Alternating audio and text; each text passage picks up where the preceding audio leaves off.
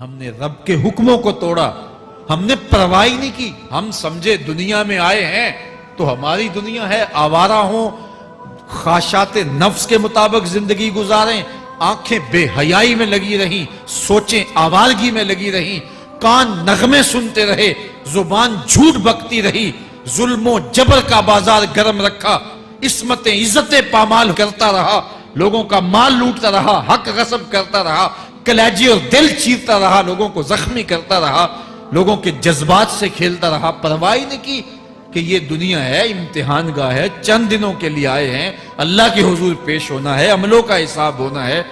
اب جب وہ دیکھیں گے کہ ہمارے ساتھ کیا ہونے والا ہے تو ان کے چہرے پہلے بگڑ جائیں گے۔ کیوں؟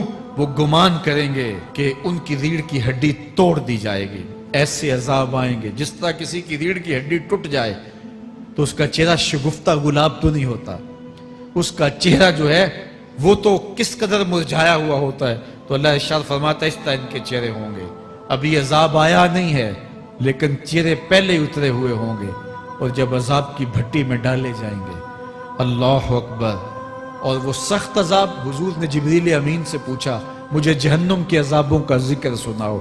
عرض کی حضور سب سے ہلکے عذاب کی کہانی سناتا ہوں، اور وہ یہ کہ جہنمی کے پاؤں میں آگ کا جوتا رکھا جائے گا، باقی پورا بدن اس کا سلامت ہوگا۔ یہ سب سے ہلکے عذاب کی کیفیت ہے۔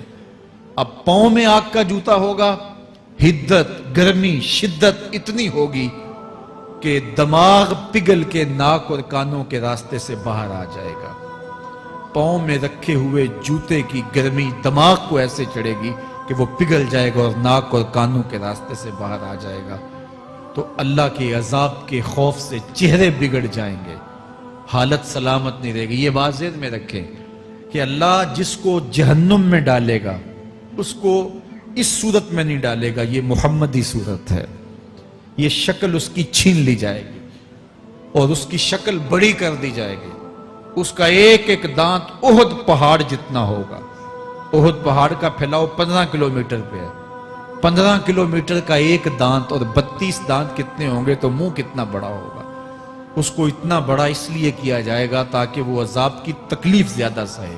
70 گز موٹی کھال ہوگی، اور کھال جل جائے گی تو اللہ قرآن میں فرماتا ہے ہم نئی کھال دے دیں گے تاکہ عذاب کی تکلیف اس کو گوارا کرنی پڑے۔ پھر چیخے گا، چلائے گا، ہائے مجھے پانی دو، پانی دو، پیاس کی شدت ہے۔ 70 سال تک تو اس کی کوئی آواز ہی نہیں سنے گا۔ 70 سال کے بعد داروغہ جہنم چیخ کر کہے گا کیا مانگتا ہے؟ وہ بولے گا مجھے پانی چاہیے۔ کہا جائے گا تو بے بھی ملتا ہے پانی۔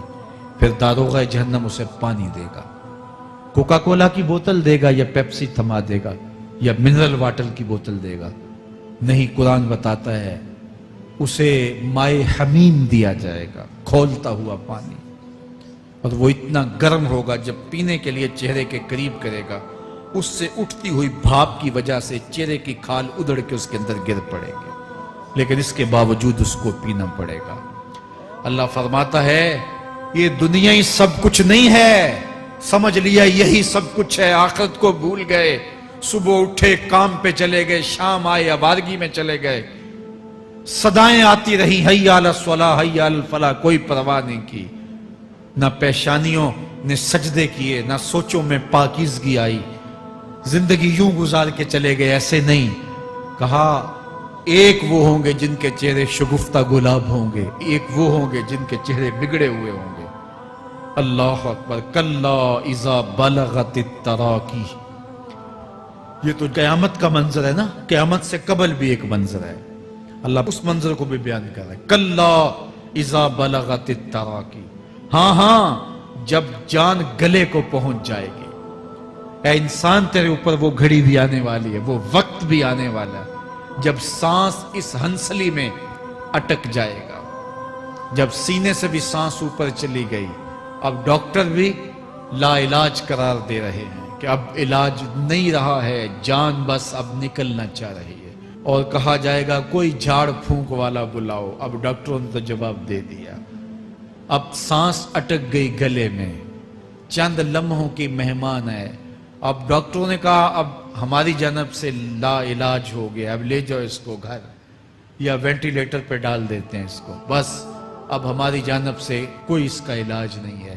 اب گھر والے روتے ہیں, کہتے ہیں کوئی جھاڑ پھونک والا لاؤ, کوئی دم والا لاؤ, شاید وہ کوئی دم کرے تو اس کی جان میں جان آ جائے. ڈاکٹروں نے تو لا علاج قرار دے دیا.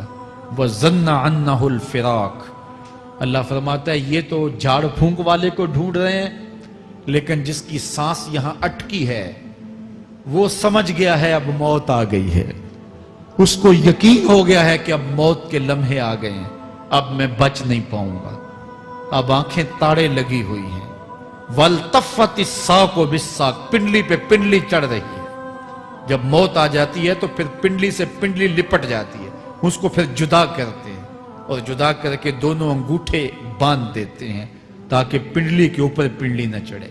اللہ وہ منظر بیان کرتا ہے, صاحب یہ وقت آنے والا ہے جب دونوں انگوٹھے باندھ دیے جائیں گے, جب ناک میں روئی ٹھونس دی جائے گی, جب چٹے لباس میں کفن دیا جائے گا, جب غسال کے سامنے بے بس پڑے ہوں گے, وہ چاہے یہ بازو اٹھائے چاہے یہ بازو اٹھائے, گرم پانی ڈالے یا سرد پانی ڈالے, جب بس پڑے ہوئے ہوں گے جو ہے وہ غسل دینے والوں کے, اور ناک میں روئی ہوگی اور دونوں انگوٹھے آپس میں بندھے ہوں گے. یہ محل, یہ ماڑی, یہ کوٹھیاں, یہ بنگلے جس کو سویر شام لگ کے حلال حرام کی تمیز کیے بغیر بنایا تھا, غوث اعظم رضی اللہ تعالیٰ عنہ بولے مکان بنا رہا ہے, بسیں گے اور حساب تو جا کے دے گا. اور یہ تو ایک رات بھی تجھے اس گھر کے اندر نہیں رکھیں گے کہ چلو ایک رات مہمان رکھ لیں. کہتے ہیں نہیں نہیں, مہمانوں نے بھی جانا ہے تو جلدی کرو, اس کو سپرد کراؤ. وہ تو تیرا لباس بھی پھاڑ کے اتاریں گے, خود غسل دینے کے لیے تیار بھی نہیں ہے. تجھ سے خوف آنے لگا ہے, جاندی واری ڈرونا بنے ہوتے, ہاتھ نہ لاندے ڈر دے, جنہ لئی تو پاپ کمائے اج کتھے نہیں تیرے کر دے. آج تو وہ تیرے ساتھ تجھے غسل دینے کے لیے آمادہ نہیں ہے. وَالْتَفَّتِ السَّاقُ بِالسَّاقِ. جب پنڈلی پہ پنڈلی چڑھنے لگ جائے گی, إِلَىٰ رَبِّكَ يَوْمَئِذٍ الْمَسَاقُ. اس دن تیرے رب کی طرف ہی لوٹ کے جانا ہے. فَلَا صَدَّقَ وَلَا صَلَّىٰ. اس نے نہ تو سچ مانا اور نہ نماز پڑھی. وَلَٰكِنْ كَذَّبَ وَتَوَلَّىٰ. ہاں جھٹلایا اور منہ پھیر کے چل پڑا. ثُمَّ ذَهَبَ إِلَىٰ أَهْلِهِ يَتَمَطَّىٰ. پھر اپنے گھر کو اکڑتا ہوا چلا. اولا لَكَ فَأَوْلَىٰ ثُمَّ أَوْلَىٰ لَكَ فَأَوْلَىٰ. تیری خرابی آ پہنچی, ہاں تیری خرابی آ پہنچی. أَيَحْسَبُ الْإِنسَانُ أَن يُتْرَكَ سُدًى.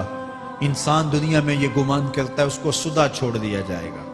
سدا عربی میں ایسے اونٹ کو کہتے ہیں جس کی مہار کسی کے ہاتھ میں نہ ہو. شترے بے مہار, جہاں مرضی جس گھاٹ سے چاہے پانی پیے, جہاں سے مرضی چارہ لے, تو شترے بے مہار کو کہتے ہیں سدا.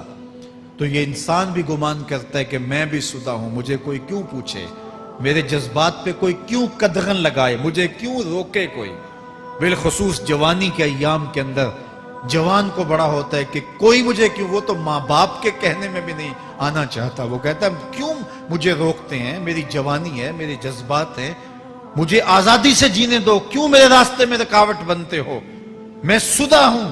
اللہ فرماتا ہے نہیں, ایک اونٹ تو سدا ہو سکتا ہے جس کو میں نے اشرف المخلوقات بنایا ہے, اس کو تو سدا نہیں چھوڑوں گا, اس کو تو پابند بناؤں گا حکام کا. اب وہ کہتا ہے کہ نہیں نہیں, یہ کیسے دوبارہ اٹھائے جائیں گے. اب دوبارہ وہی بات پھر آ گئی. الم یک نطفۃ من منی یمنیٰ. اللہ فرماتا ہے ایک بوند تھی نا, پانی کا ایک قطرہ تھا جو رحم مادر میں رکھا گیا. ثم کان علقہ. پھر وہ پانی کا قطرہ لوتھڑا بنا. فخلق فسویٰ. پھر اللہ نے اسے پیدا فرمایا اور پھر ٹھیک ہموار کیا. فجعل منہ الزوجین الذکر والانثیٰ. پھر اس سے وہ جوڑ بنائے, کوئی مرد بنایا کوئی عورت بنائی. کہا اب غور کر, اب تیری آنکھیں دیکھتی ہیں, بجلیاں چمکتی ہیں, تیری زبان کا طوطی بولتا ہے, لوگ اشش کرتے ہیں تیری گفتگو پہ, تیری گفتار پہ صدقے جاتے ہیں, تیرے لہجے کے جمال کو دیکھتے ہیں, تیرے سینے کا زور, تیرے پنجوں کی طاقت, تیری دماغ کی تیزیاں اور تیری سوچوں کے اجالے, تیری زوردار ٹانگیں, تیرے کڑیل بازو اور تیری چوڑی چھاتی, اور تیرے گلاب کی پتیوں جیسے ہونٹ، اے انسان یہ سب کچھ کہاں تراشا گیا؟ ماں کے رحم میں، اس تاریکی میں جو 3 پردوں میں تھی، تیرا سر تیرے گھٹنوں میں تھا، اور تیرے رب نے وہاں تیرے اندر نسوانیت یا رجولیت کی صلاحیتیں پیدا کی، تیری آنکھوں میں چمک پیدا کی، تیرے کانوں میں نغمے بکھیرے، تیری زبان کے پٹھوں پہ قوت ذائقہ رکھی، تجھے بولنے کی صلاحیت دی، تیرے پنجوں میں زور رکھا۔ آج تو مفتی شہر ہے، آج تو علامۃ الدہر ہے، آج تو قاضی القضات ہے، آج تو منسٹر ہے، آج تو وزیر اعظم ہے، آج تو پہلوان ہے، آج تو شہزادہ ہے، آج تو بادشاہ ہے، آج تو زوراور ہے، آج تیری طاقت کے کیا کہنے؟ آج شیروں کو تو نچا لیتا ہے، ہاتھیوں کو تو بٹھا لیتا ہے، آج تو بڑا زوراور گھڑ سوار ہے، آج تیری طاقت کے کیا کہنے؟ تو کشتی کرتا ہے، زمانہ دیکھنے آتا ہے، آج تیری طاقت کے شوہرے ہیں، تیری عظمت کے تنتنے ہیں، لیکن انسان تو ایک ناپاک قطرہ تھا اور رحم مادر میں تھا۔ تیرے اندر یہ رنگ کس نے بھرے؟ تیرے کانوں میں نغمے کس نے رکھے؟ تجھے دماغ کی قوتیں کس نے دی؟ زبان کو بولنا کس نے سکھایا؟ آنکھوں میں توانائیاں کس نے رکھی؟ تیری زبان کا طوطی بولتا ہے، یہ سلیقے کس نے دیے؟ پھر اللہ فرمایا، کتنا زوردار بیان ہے، الیس ذالک بقادر علی ان یحیی الموتى، جو ماں کے پیٹ میں ایک نطفے کو ایک خوبصورت انسان بنا سکتا ہے، ہڈیوں کو جوڑ کے دوبارہ انسان نہیں بنا سکتا؟ کیا وہ دوبارہ تجھے کھڑا نہیں کر سکتا اپنے سامنے پیش ہونے کے لیے، جس کے حکموں کو تو نے توڑا ہے، جس کے فرامین کا تو نے مذاق اڑایا ہے؟ کیا وہ اتنا ہی بے بس ہے کہ اپنے حضور تجھے جو ہے وہ کھڑا ہی نہیں کر سکتا ہے؟ جس رب نے تجھے ماں کے شکم میں شکل دی، حضرت شیخ فرید الدین عطار بولتے ہیں، سانے کستی سلاتی می شود، ایسا کاریگر ہے مٹی سے بادشاہ بنا ڈالتا ہے۔ اس نے مٹی سے دارا و سکندر بنائے، اس نے مٹی سے جو ہے وہ رستم و سہراب بنائے، اس نے مٹی سے کیا کیا بنا دیا جو مٹی سے بادشاہ بنا سکتا ہے، جو نطفہ رحم مادر سے جو ہے وہ شکل اور صورت اور رنگ اور جمال بنا دیتا ہے۔ تیری صورت نکھرتی ہے، تیرے ہونٹ گلابی ہیں اور تیری نرگسی آنکھیں ہیں، تیرے ریشمی بال ہیں اور تیری خوبصورت رنگت ہے، تو چال چلتا ہے تو لگتا ہے قیامت چل رہی ہے، تیرا قد رانا جو ہے وہ صنوبر کو شرماتا ہے، تیری گفتار کے تنتنے ہیں۔ جس نے اتنی خوبصورت شکل ماں کے رحم میں بنائی، کیا وہ ہڈیوں کو جوڑ کے دوبارہ انسان نہیں بنا سکتا؟ وہ دوبارہ انسان بنائے گا اور پھر تجھے اپنے حضور کھڑا کرے گا۔ اور ایک حدیث میں آتا ہے، اللہ بندے کو اپنے حضور کھڑا کرنے کے بعد اپنے سامنے سے ہٹنے نہیں دے گا جب تک 5 سوال نہیں پوچھ لے گا۔ ان عمرہ ہی فیما افنا ہو، اس کی عمر کے بارے میں پوچھے گا، کہاں ضائع کی؟ میں نے تجھے زندگی دی، 60 سال 70 سال 40 سال 50 سال، اس زندگی کو کہاں گزار کے آیا ہے؟ ان شباب ہی فیما ابلا ہو، اس کی جوانی کے بارے میں پوچھا جائے گا، جوانی کہاں گزار کے آیا ہے؟ مجنوں تو نہیں بنا رہا، خواہشات کا اسیر تو نہیں ہو گیا، دیوانوں کی طرح زندگی تو نہیں گزار کے آ گیا؟ تیری جوانی کسی چوک میں تو نہیں گزری، تیری جوانی آوارگی میں تو نہیں گزری، ساری رات سوشل میڈیا کے اوپر گندگی اور غلاظتیں تو نہیں دیکھتا رہا؟ تیری زندگی گزری کہاں ہے؟ تیری جوانی گزری کہاں ہے؟ اگر کوئی جواب نہ ہوا تو پھر کیا جواب دے گا؟ اور وہ کتنا خوش نصیب ہوگا جو کہے گا، مالک میری جوانی سجدوں میں گزری، میری جوانی قیام میں گزری، میری جوانی رکوع میں گزری۔ میرے حضور فرماتے ہیں، سبعۃ یظلھم اللہ فی ظلہ یوم لا ظل الا ظلہ، 7 اشخاص ایسے ہیں قیامت کے دن جب کوئی سایہ نہیں ہوگا، اللہ ان 7 کو اپنے عرش کا سایہ دے گا۔ ان میں سے دوسرا شخص میرے حضور نے بیان فرمایا، وشاب نشأ فی عبادت اللہ، وہ جوان جس کی جوانی اللہ کی عبادت میں گزری۔ جوانوں، اپنی زندگی کو مالک کی دہلیز پہ لے آؤ۔ جوانی وہی ہے جو مالک کی چوکھٹ پہ گزرے۔ اپنے دل کا تعلق جوڑو، عشق کرنا ہے تو پھر آمنہ کے لال سے کرو، محبت کا رشتہ ان سے جوڑو، تعلق کا ربط ان سے قائم کرو، جوانی کو دین کی راہ پہ ڈالو۔ اللہ اکبر۔ سنو میرے حضور کا فرمان، انا حبیب اللہ، میں اللہ کا حبیب ہوں۔ پھر فرمایا الشاب التائب حبیب اللہ، جو جوان جوانی میں توبہ کرے وہ بھی اللہ کا حبیب ہے۔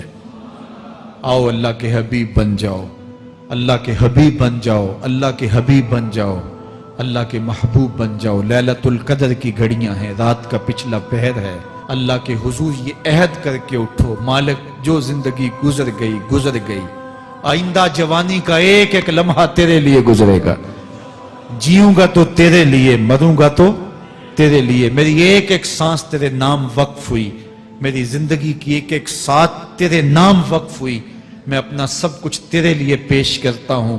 میری زندگی کا مالک بھی تو ہے، میری موت و حیات کا خالق اور مالک بھی تو ہے، یہ زندگی تو نے دی، تیری امانت ہے، تیرے حضور ہی پیش کرتا ہوں۔ اور لیلۃ القدر کی گھڑیوں میں اس عزم کے ساتھ گھروں کو لوٹو کہ اللہ میری زندگی کا ایک ایک لمحہ تیرے نام ہوا، آنے والے موسم تیرے نام ہوئے، میری جوانی تیرے نام ہوئی، میرے آنسو تیرے نام ہوئے، میری پیشانی تیرے نام ہوئی، میرے دل کی دھڑکن تیرے نام ہوئی، میری صلاحیتیں تیرے نام ہوئی، میری زبان بولے گی تو تیری تسبیح بولے گی، تیرے ذکر کے ترانے پڑے گی، میرے کان سنیں گے تو قرآن کے نغمے سنیں گے، میری آنکھیں دیکھیں گی تو مالک تیری قدرت کی نشانیاں دیکھیں گی، تیرے رسول کا روضہ دیکھیں گی، تیرا کعبہ دیکھیں گی۔ مالک میری زبان سچائی کے نور سے مالا مال ہوگی اور میں ساری زندگی تیرے نام کرتا ہوں۔ اور جب آپ اپنی ساری زندگی اللہ کے نام کر دیں گے تو پھر وہ پوری کائنات تمہارے نام کر دے گا۔ کی محمد سے وفا تو نے تو ہم تیرے ہیں، یہ جہاں چیز ہے کیا لوح و قلم تیرے ہیں۔ اللہ آپ سب کو اپنی پناہ میں، امان میں اور حفاظتوں کے ساتھ میں